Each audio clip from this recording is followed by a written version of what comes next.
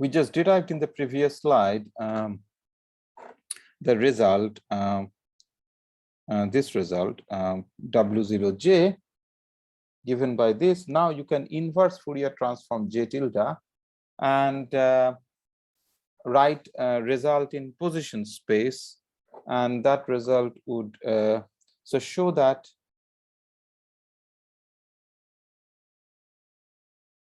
W0J is equal to exponential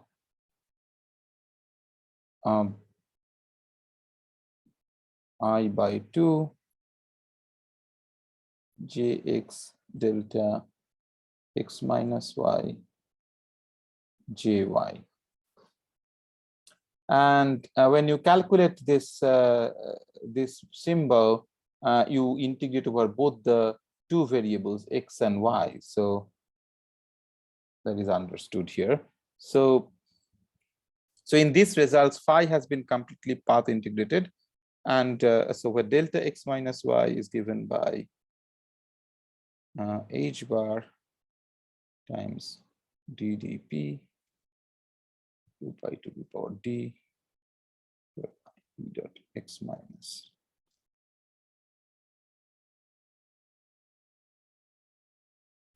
y divided by p square plus m square.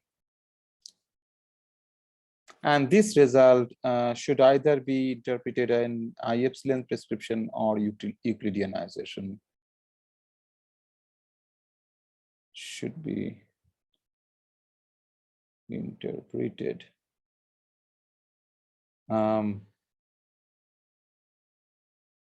with I epsilon prescription or using Euclideanization.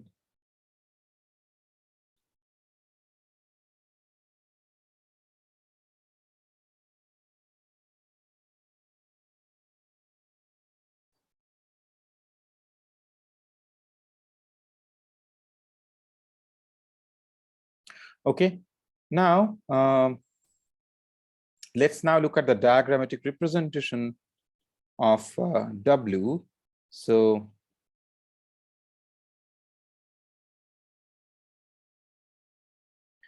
W0 of J is given by sum over n greater than or equal to 0, T0 n, where this n refers to the number of sources.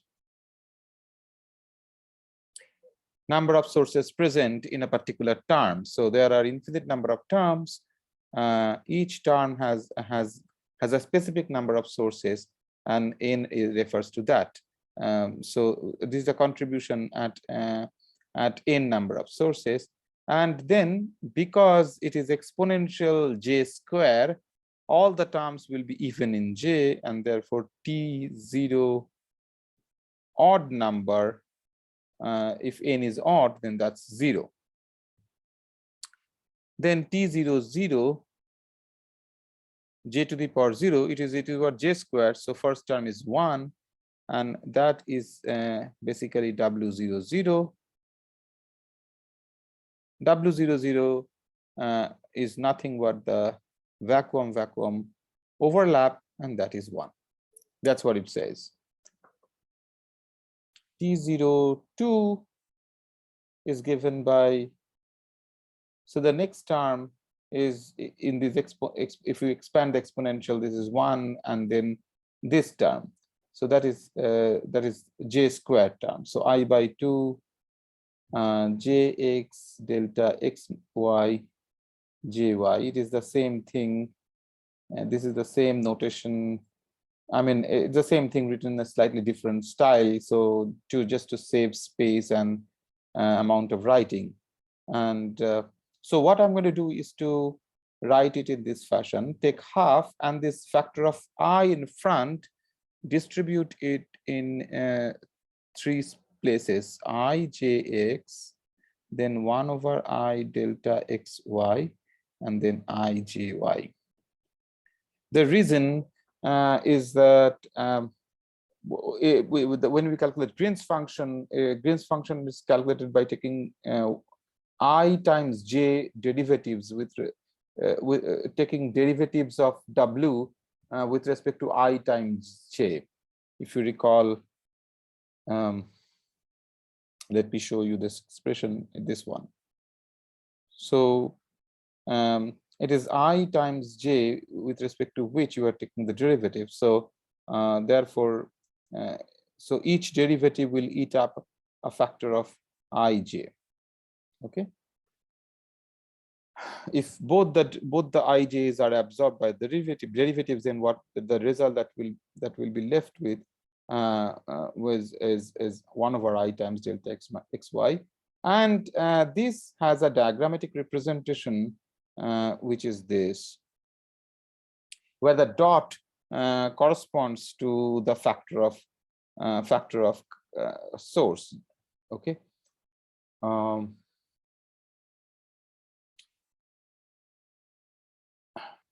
Now, then T03 is of course 0, and then T04 is given by, the first term is 1, and then this x, and then half x square, half times this square.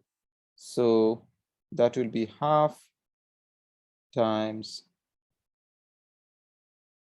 ijx 1 over I delta xy ijy,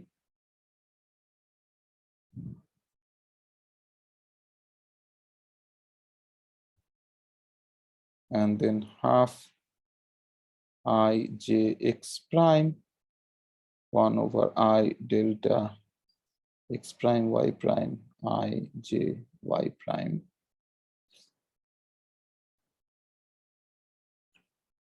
And the diagrammatic representation of that T04 is just 2 pieces of that. So it's a disconnected diagram, and because we have 2 disconnected pieces here, yeah, both all this x, y, x prime, y prime are integrated over. And let me now point out, so diagrammatically you could generalize it. Diagrammatically, this can be generalized to T02n, where diagrammatically it will be given by n number of such double dotted link, n of them.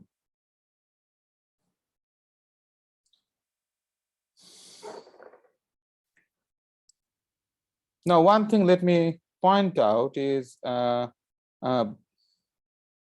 so let me first come to this symmetry factor, and then I will explain. So let us see what will be the Feynman rule. So so we know that we have explicitly demonstrated that what the terms of the generating functional are. You have calculated several terms, and at a general term is this, and each term has an expression, and there is a Feynman diagram. So there is an expression, and then there's a diagram.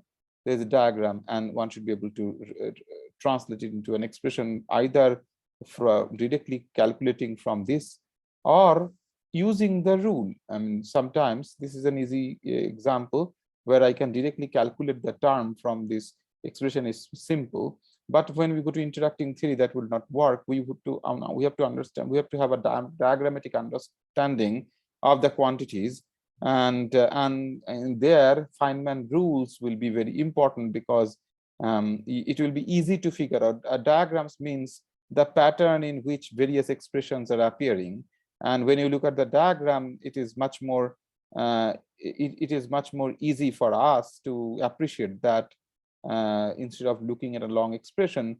So what we would do is to try to understand how to write the terms in the generating functional in terms of diagrams, and then we will have to understand the Feynman rules, and from the diagram we translate, using the rules, we translate the diagrams to mathematical expressions, instead of actually starting from the expression, original expression for the generating function and calculate it. Then if we could do that very easily, then diagrammatics will be useless. The use of the diagrammatics is that it is a clumsy looking very long tedious expression, but actually there is a pattern hidden in it.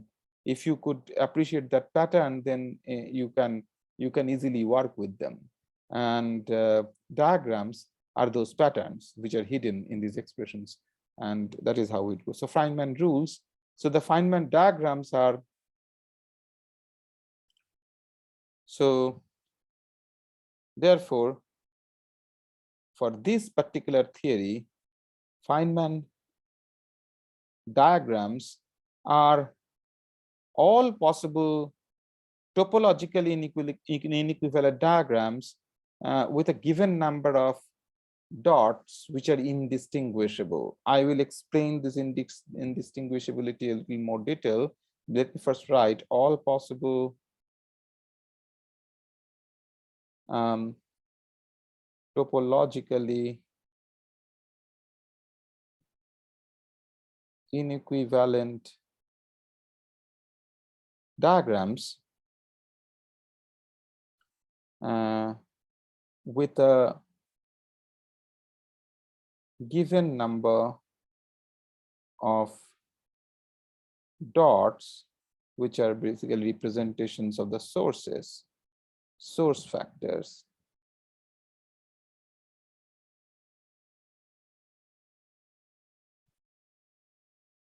Which are indistinguishable. Let's see what this indistinguishability means. You see in the expressions, for each, whenever you have a dot, you have a corresponding current, you have a corresponding source, and that source is a local field, and therefore associated to it is a space-time point. But that space-time point is integrated over.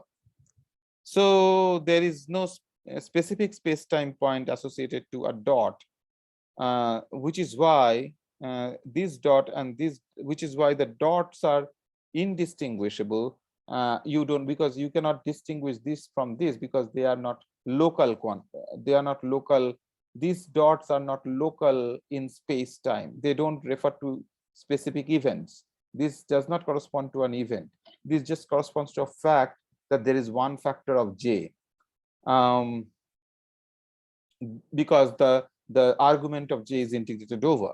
So therefore you don't know whether it is this one, or if you rotate it by 180 degree and get the other one like this way, okay, then you don't know whether it is this one or this one. Both of them are same. So if you rotate it, and it is because of that, it's a symmetry, right? I mean, if you rotate it by one, if you flip, then they are not counted as different diagrams. If you had space-time labels to associated with these dots, which will happen for the Green's function, by the way, we will see that, then it will be x1 and it will be x2, and then that is then x1 and x2 are fixed. You cannot flip them, right? And similarly, this diagram will be same. This diagram will be same as this diagram, because right, I mean, because of the same indistinguishability, this diagram will be same as this diagram. So because they are these dots are indistinguishable. Now another effect of that is that if you switch between this, if you interchange these two, then also the diagram does not change, because you don't know which one is sitting up and which one is sitting there down there. So if you interchange these two, then also if you interchange among all these n's in like dumbbell shaped things, then also the entire diagram graph does not change. Now therefore what we learn is that, first of all, if you flip each connected piece, then it remains the same. And flipping means these two, interchanging these two endpoints, and that's a twofold operation. And therefore it is actually that is why you have a factor of half here. You can interpret this factor of half here because by the fact that this corresponding diagram has a twofold symmetry. Okay. Similarly, so here in this case, this half is because of that. So it's a connected diagram and has a symmetry factor. Okay, and this can be interpreted as symmetry factor. Now, if you have two such disconnected pieces, if it's a disconnected diagram where two connected pieces are there, then if you exchange these two, then also the diagram does not change, and that is also a twofold operation, and therefore it has an overall half. Each one has their own symmetry factors because of the flipping symmetry. Now it's an interchange symmetry between these connected pieces. Because of that symmetry, because of that twofold symmetry, you have another factor of half outside.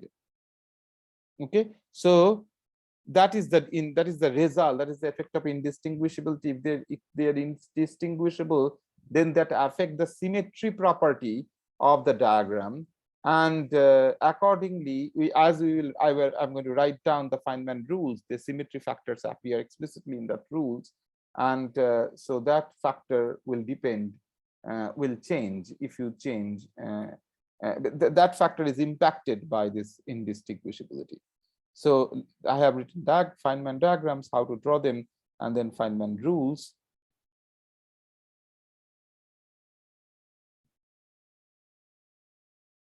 First of all, the dot, which is a source, for each dot write I times integral d dx jx.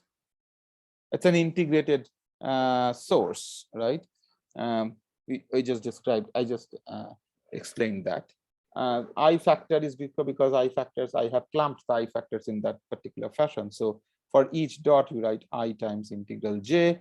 Number 2 is the line, which is a propagator. For each propagator, you write 1 over I times delta x minus y. And then finally, multiply by symmetry factor.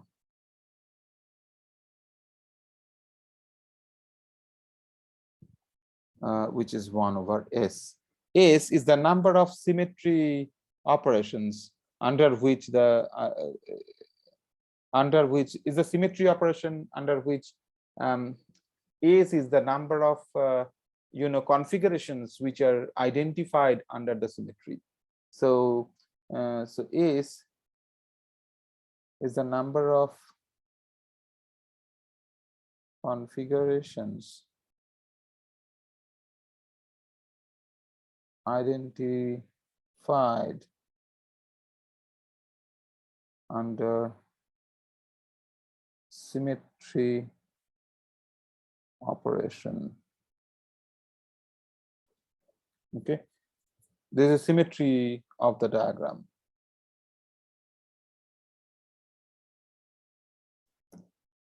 And therefore, because of now you apply these Feynman rules to this most general term. I have left that I didn't write the expression deriving from this expression, because that's not how we are going to do things in the interacting theory. You will not get this expression from here. Rather, we will try to learn how to apply Feynman rules to a diagram in order to get the expression corresponding to that particular diagram. So let me write down now, following the rule. Let me write down the expression for T02n. T02n, so there are n links.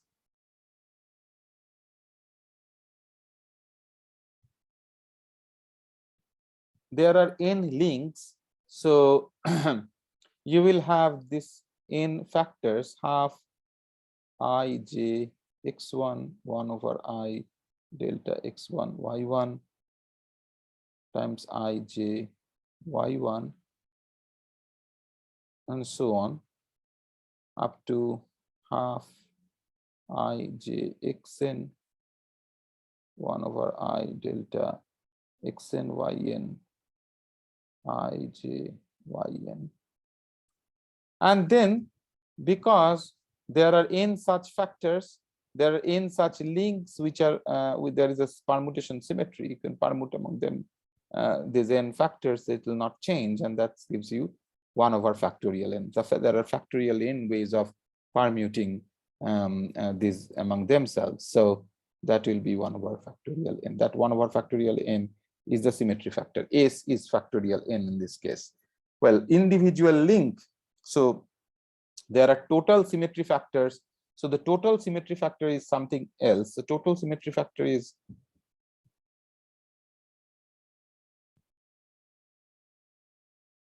factor 1 over S is 1 over factorial n times 2 to the power n. Okay, this one, each factor of half is coming from the symmetry factor of individual link, individual connected piece, and 1 over factorial n is coming because there are n, because the diagram itself is a disconnected diagram which has n identical connected pieces, and therefore if you shuffle among themselves it doesn't change, and that's why you have 1 over factorial n. Okay, so you can actually identify the symmetry factor is coming in layers, like one is within each connected diagram and the other part is coming because of that repetition of the connected pieces in a single disconnected diagram. Okay, so therefore one way of writing W0 of j is mathematical expression is exponential this one, but the other way is to write in terms of diagrams will be 1 plus this plus this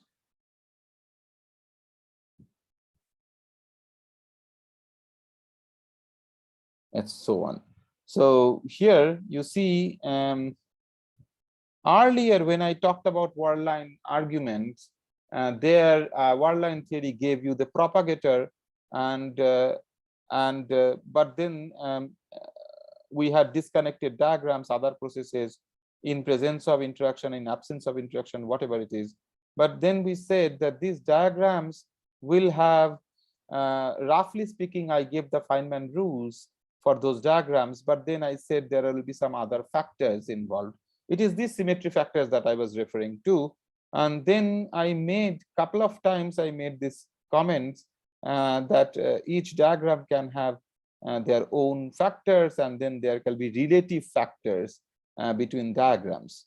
So actually the fact is that you can define the entire diagram by absorbing that relative factor, because a diagram, when you specify the diagram, that uniquely says where it belongs, and therefore, so in some sense, the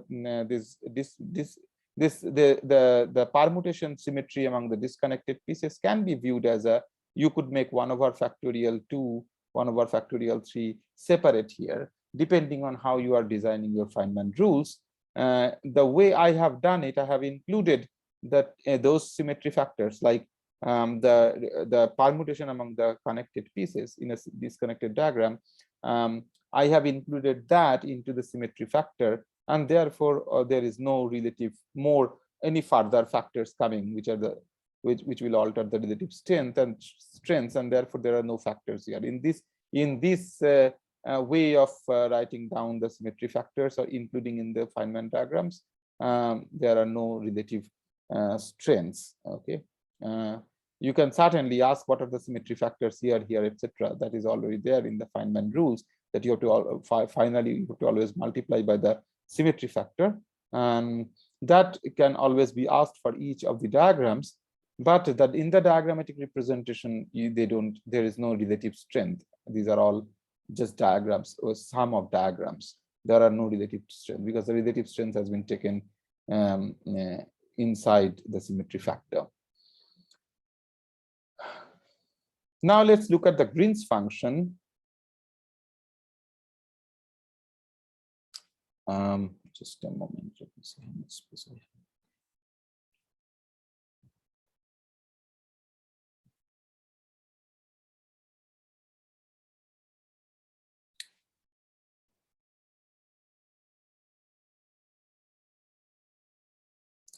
Okay, so let me look at Green's functions.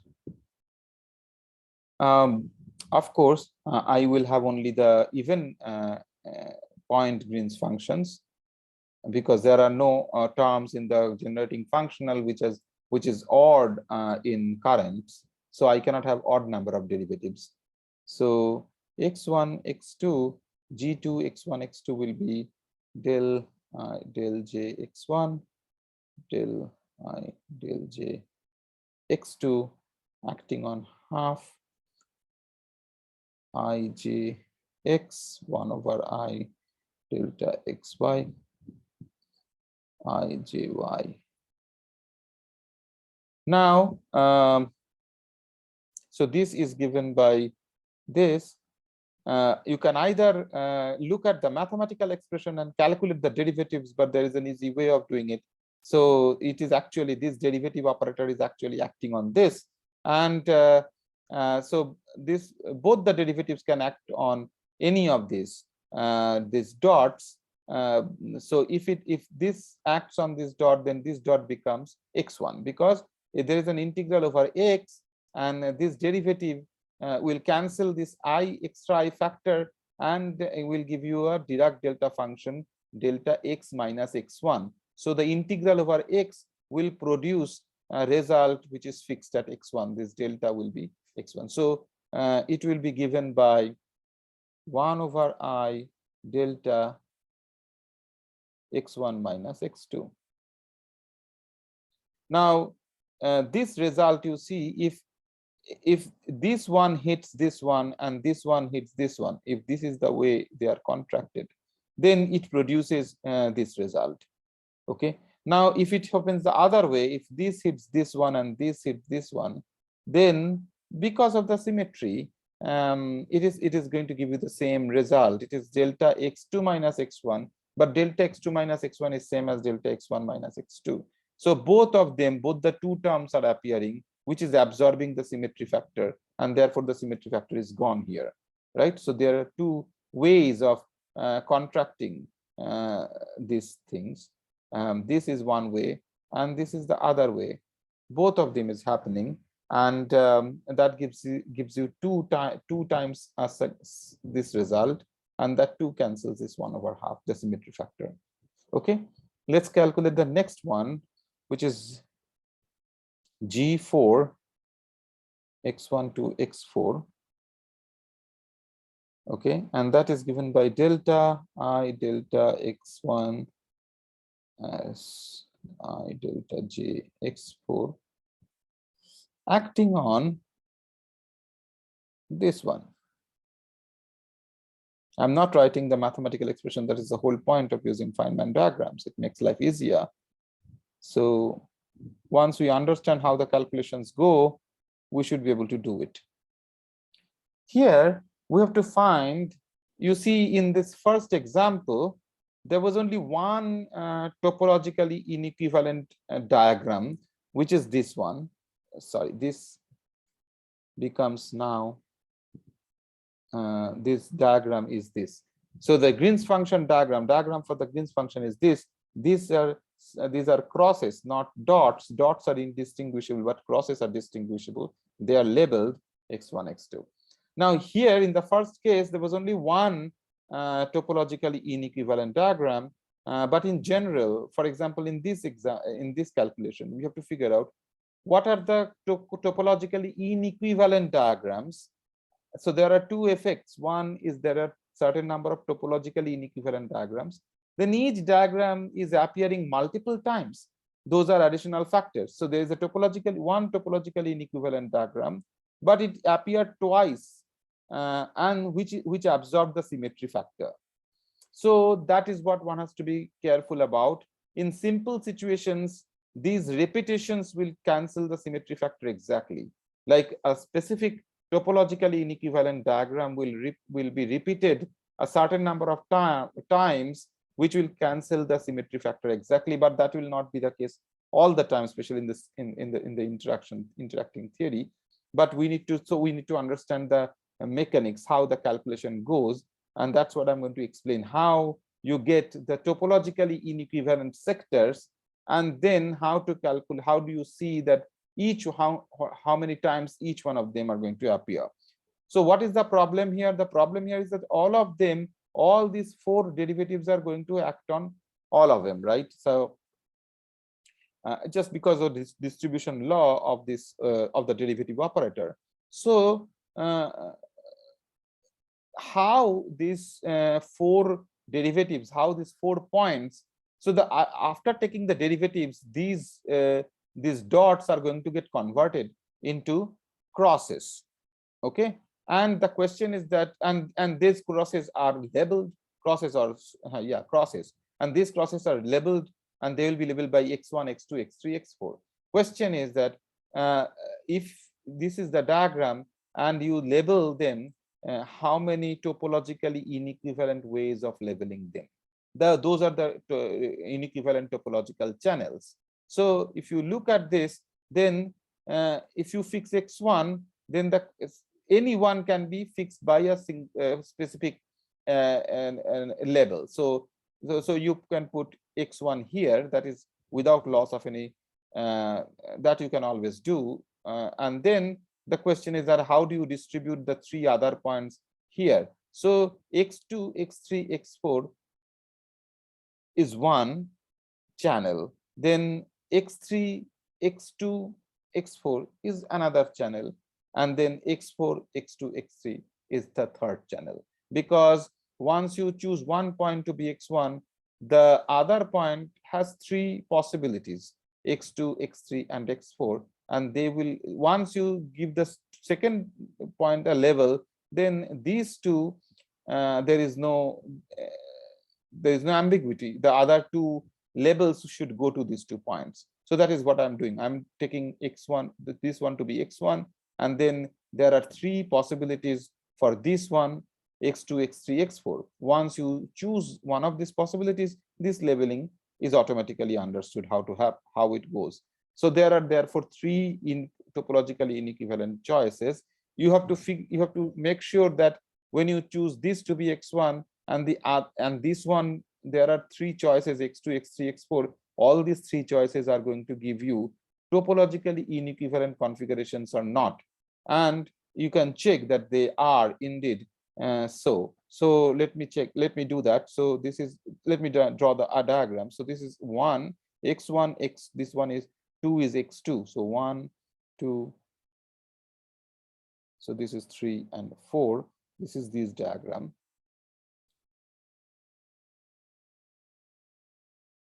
1 2, sorry,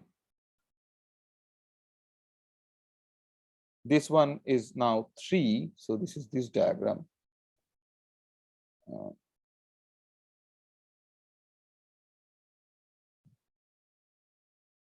So this is 1, this is 4, this is 2, this is 3.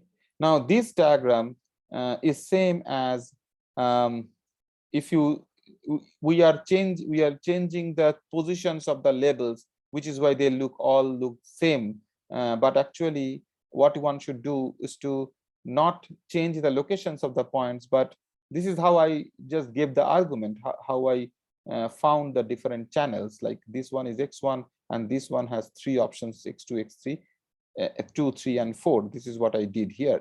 Okay. But now to understand, to realize whether they are topologically inequivalent or not, what one should do is to fix the locations of the events in the paper, on the paper. So if this is the thing, then you should use always 1 2 3 4. So if you take this 1 2 3 4, 1 2 3 4. Now this diagram, when you specify the locations according to this diagram, which I'm fixing, then how does this diagram look? So this is 1 and 3. So this is this, and this is different from this, topologically different. You don't see it here, but you see it usually here. Actually, you can see it here also. If you ask the question more mathematically, can you continuously deform this one to this one? And you will see that no, you cannot do that, because 1 is connected to 2 here, 1 is connected to 3.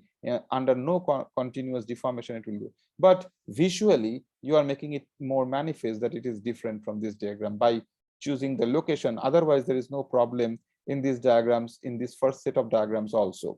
So here 1 goes to 4 and 2 goes to 3. Again, it visually it makes more manifest that these two diagrams, this is another channel. So this one will have 1 over I delta x1 minus x2 times 1 over I delta x3 x4. So let me write it because of the lack of space in that notation. x1 x2 1 over I delta x3 x4. Here it is 1 over I delta x1 x3 1 over I delta x2 x4. Here it is 1 over I delta x1 x4 1 over I delta x2 x3. These are the three terms. They are additive, so you add these three terms to get this thing. But now what about the factors? Question is that how many times this diagram, how many in this calculation, how many times this expression is appearing, how many times this expression is appearing, and how many times this expression is appearing. So you see in this quantity, this is actually a mathematical expression within the bracket, which has these propagators, etc., and j's, and also the symmetry factors. It has individual half factors, and then there's an overall half factor between the symmetry between these two. Now let us see how to get that. So how many ways? So what is that? So that gives you total of 3 halves, right? So that is 1 over 8. Now question is that how many ways can we have this? Now when you operate this on this one x1, then choose. So question is that first there are 4 points x1 x2 x3 x4, right? There are 4 points, 1 2 3 4. Now you have to divide these 4 points into 2 groups, because the diagrams are like that, they are appearing in the 2 groups, so you have to divide. So in this case, in the first diagram, you have the division 1 2 and then 3 4, then here 1 3 and 2 4, and 1 4 and 2 3, right? Now once you make the division 1 2 and 3 4, then of course, because of this symmetry, right, it could have been your 1 and 2 can go here and here, 3 4 going here. It can happen the other way. Your 1 and 2 go here, and 3 and 4 go here. So there will be 2 terms of the same sort, because of this symmetry. That will cancel the overall half factor of symmetry factor of this interchanging between the 2 links. Now once you have chosen the 2 groups, say 1 2 and 3 4, then for each individual subgroup like 1 and 2, there are also 2 possibilities, 1 and 2 and 2 and 1. So each one will give 2 factors, additional factors. They will appear twice, because this jx1 derivative can hit here, jx2 hit here. It can happen the other way, jx1 is hitting here, jx2 is hitting here. It will give you the same expression here. So each sub factors processes will also give 2 each for them. There are 2 sets of derivatives here. Each one of them will give you 2. So that will cancel the symmetry, the flipping symmetry factors half. And that's why there is no other factors. All the symmetry factors are cancelled by the number of repetitions, and therefore although in this in the expression of this object there are symmetry factors sitting there, but number of repetitions are cancelling, and therefore there is no additional symmetry factors in the result. So the Feynman rules in the Feynman diagrams, you see them appearing with the same strength and with an overall strength 1. Okay, so you should one should add this. So you are adding them. Okay, so this is the detail of diagrams, how diagrams are coming from. Okay, this is how the diagrammatic way of getting the Green's function from the generating function. I will now write down the rules for writing the Green's function directly without doing this calculation, without doing this derivatives and going through this argument, the argument that I just had gone through. You can just directly write down the Feynman diagrams and then Feynman rules. Feynman diagrams are the same, almost the same now in this case, instead of dots, almost the same as in calculating the generating functional terms. In this case, you have instead of dots, you have crosses which are distinguishable. So for n-point Green's function, you have n crosses, n spots fixed, and then you connect them by the in the free theory there are only links. So that's what you're going to do, and do it topologically in equivalent ways, find all the channels, and then apply Feynman rules. So I'm going to write the Feynman rules in the next slide. Here it is. Okay.